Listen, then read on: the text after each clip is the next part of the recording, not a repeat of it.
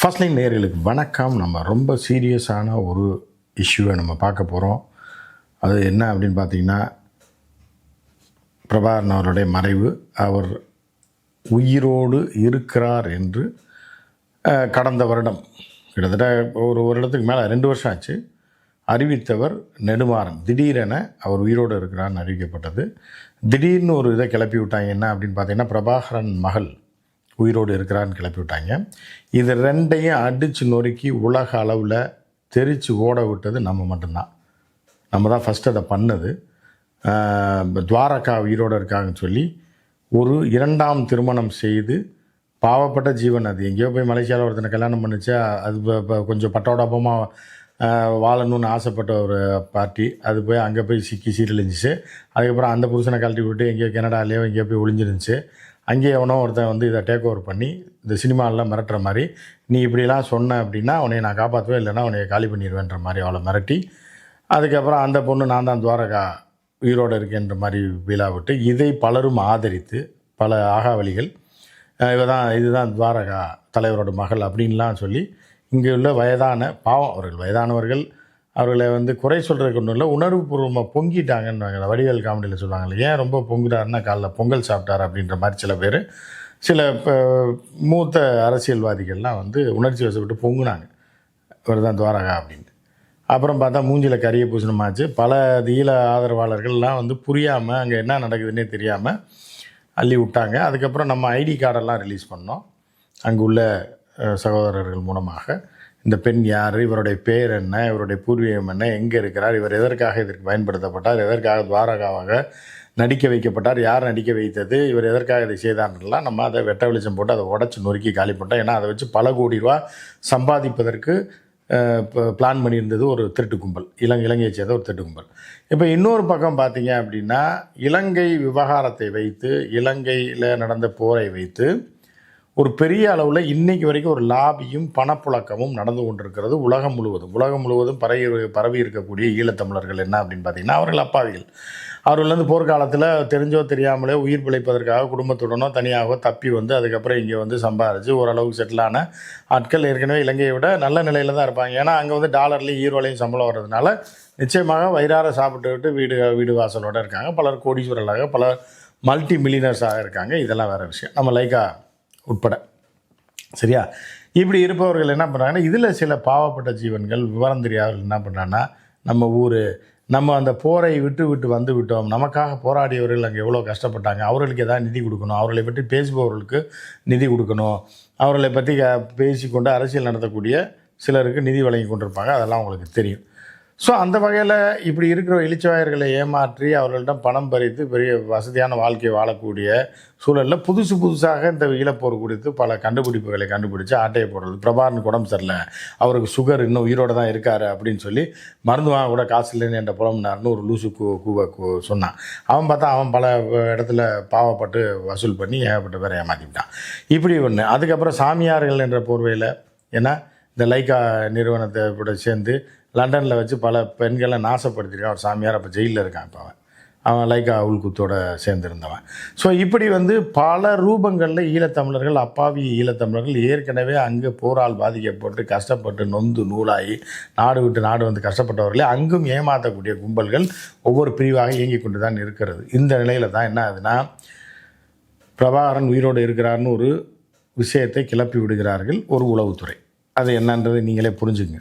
எதற்காக இப்படி கிளப்பி விடுகிறாங்க? இந்த நபர்கள்லாம் ஒரு காலத்தில் ஈழ போராட்டத்திற்காக உயிரை தவிர எல்லாத்தையும் கொடுத்தவங்க, அதில் மாற்றுக்கிறது இல்லை. நெடுமாறன்லாம் முழுக்க ஈழ ஆதரவாளர், எல்லா இயக்கங்களுக்கும் இந்த குறிப்பிட்ட அந்த இயக்கத்துக்கு ஆதரவாக இருந்தவர், நிறைய உதவி செய்திருக்கிறார், போராளி குழுக்கள் எல்லாம் பண்ணியிருக்கார். ஆனால் சமீப காலமாக ஏன்னா அவர் ஒரு மாற்று பக்கம் ஜாயின் பண்ணிட்டாரோ அப்படின்ற மாதிரியான ஒரு நிகழ்வு தான் எப்போ எனக்கு சந்தேகம் வந்தது அப்படின்னு பார்த்தீங்கன்னா, இன்னும் உயிரோடு இருக்கார் தலைவர் அப்படின்னு சொல்லி அவர் வெளியிட்டது. ஏன்னா நிர்பந்தத்தின் அடிப்படையில் பயத்தில் உளறுகிறாரா, இல்லை இவர் யாராவது மிரட்டுகிறார்களா, ஏதாவது ஒரு அரசாங்கமோ உளவுத்துறையோ மிரட்டி அதற்கு அடிபணிந்து செல்கிறாரா, இல்லை இவரே கைக்கூலியாக மாறிவிட்டாரா என்ற ஒரு சந்தேகம் தான் இருக்கே தவிர, ஆனால் இவர் சொல்வது பூரா தவறு அப்படின்றது வருது. ஏன்னா ஒரு மூத்த அரசியல்வாதி, நம்ம மதிக்கக்கூடிய மிகப்பெரிய அரசியல்வாதி, அரசியல் தலைவர், ஈழ போராட்டத்தில் அவரை ஒதுக்கி விட்டு பார்க்க முடியாது என்கிற அளவுக்கு அவரை வைகோவெல்லாம் ஒதுக்கி விட்டு ஈழப் போராட்டத்தை வரலாறை எழுதிவிட முடியாது என்பது உண்மைதான்.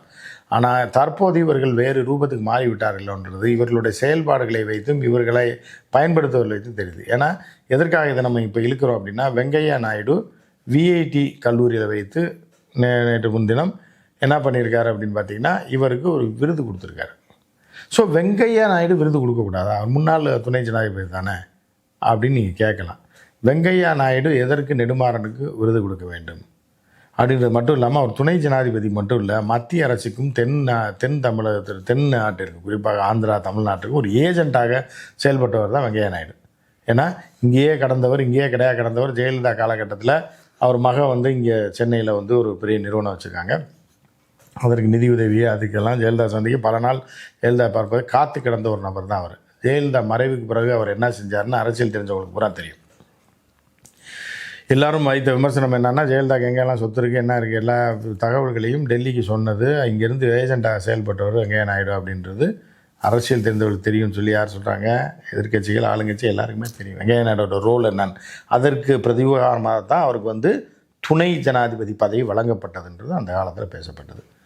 ஸோ அப்படிப்பட்ட ஒரு நபர் ஏன்னா நெடுமாறன் கூப்பிட்டு விருது கொடுக்குறாரு. அது எங்கே வச்சு அப்படின்னா, விஐடி காலேஜில் வச்சு, விஐடி யூனிவர்சிட்டியில் வச்சு. விஐடி யூனிவர்சிட்டி இதர் 2 பேருக்கும் ஒரு பாலமாக செயல்பட்டதா அப்படின்ற ஒரு கேள்வியும் இருக்குது. ஏனென்றால் நெடுமாறன் அவர்கள் தன் ஈழப் போராட்டத்திற்கு எதிராக யார் இருந்தாலும் அவர் கிட்டே போக மாட்டார். எந்த பதவியும் வாங்காதவர். கடந்த காலத்தில் அவர் அமைச்சராக இருக்கலாம், என்னென்னமோ இருக்கலாம், எதுவும் ஆகலை. கடைசியாக 89 தேர்தலில் போட்டி போட்டதோடு அவர் அரசியல் விட்டு ஒதுக்கி விட்டார்.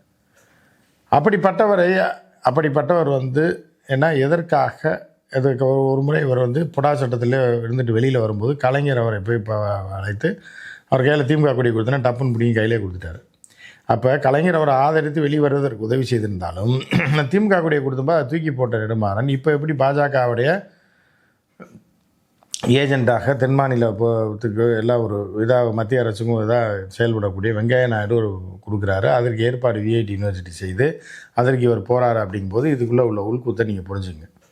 பிரபாகரன் இருக்கிறார் என்று சொல்கிறார். எதுக்காக பிரபாகரன் இருக்கிறார் என்று சொல்கிற கூற்றை வந்து நம்ம மறுக்கிறோம் அப்படின்றது உங்களுக்கு எல்லாருக்கும் தெரியும். ஏற்கனவே போட்ட வீடியோலாம் நீங்கள் பார்த்துருக்கோம். ஆனால் எதற்காக இது தூண்டிவிடப்படுதுன்னா, தொடர்ந்து அந்த இயக்கத்தையும் அந்த விடுதலை போராட்டத்தையும் நசுக்க வேண்டும், இதை தொடர்ந்து சர்வதேச அளவில் தடை செய்ய வேண்டும் என்றால் அந்த இயக்கம் இன்னும் இருக்கிறது, அறகுறையாக இருக்கிறது என்பதை அப்படி மெயின்டைன் பண்ணிகிட்டே இருக்கணும். ஃபயரில் வச்சுட்டு இருந்தால் தான் அதற்கான தடையையும் நீடித்து வைக்க கொண்டே இருக்க முடியும் உலகம் முழுவதும். யார் தலைகளாக தண்ணி குடித்தாலும் நீங்கள் பார்த்தீங்கன்னா யூடியூப், ஃபேஸ்புக்கில் ஃபோட்டோவை கூட போட்டிங்கன்னா உங்கள் சேனலே காலி பண்ணி விட்ருவாங்க. அந்த மாதிரியான ஒரு ரெஸ்ட்ரிக்ஷன்ஸு சர்வதேச அளவில் அழுத்தங்கள் கொடுத்து கொண்டு வரப்பட்டுறதை நீக்கிட்டோம் அப்படின்னா அது ஒரு பெரிய மாற்றாக மாறிடும். அவருடைய ஆதரவாளர்கள்லாம் வந்து அவரை கொண்டாட ஆரம்பித்து விடுவார்கள்ன்றதுக்காக இந்த அளவுக்கு டைட் பண்ணி வச்சுருக்காங்க இன்டர்நேஷ்னல் லெவலில்.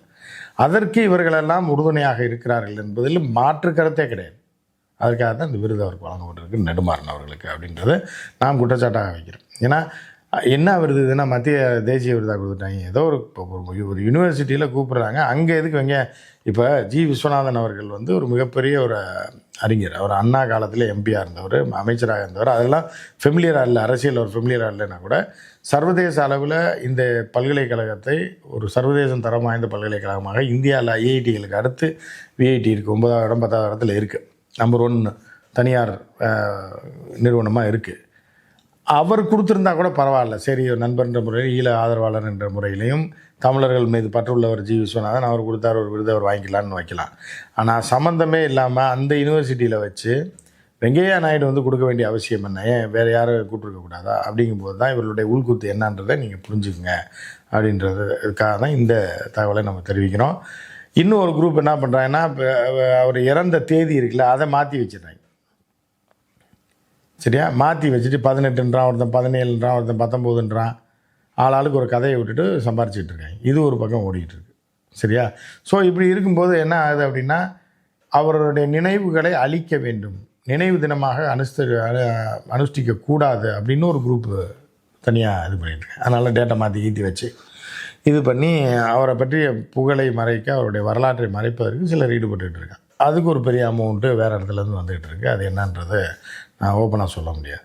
ஸோ இப்படி இன்னும் ஈழப்போராட்டம் முடிந்து விட்டாலும், மௌனிக்கப்பட்டு விட்டாலும், அந்த தலைவர் பெயரை வைத்து கொண்டும் இந்த ஈழப்போராட்டத்தில் பாவி இலங்கை மக்களை வைத்து தொடர்ந்து கேம் ஆடக்கூடியவங்க சர்வதேச அளவில் இன்னும் அந்த ஆட்டத்தை ஆடிக்கொண்டு தான் இருக்கிறார்கள் என்பதை நீங்கள் புரிந்து கொள்ள வேண்டும். அதற்கு நெடுமாறனுக்கு அவார்டு கொடுத்தது ஒரு முக்கியமாக நீங்கள் பார்க்க வேண்டும். மற்றும் ஒரு நிகழ்ச்சியில் சந்திப்போம். நன்றி, வணக்கம்.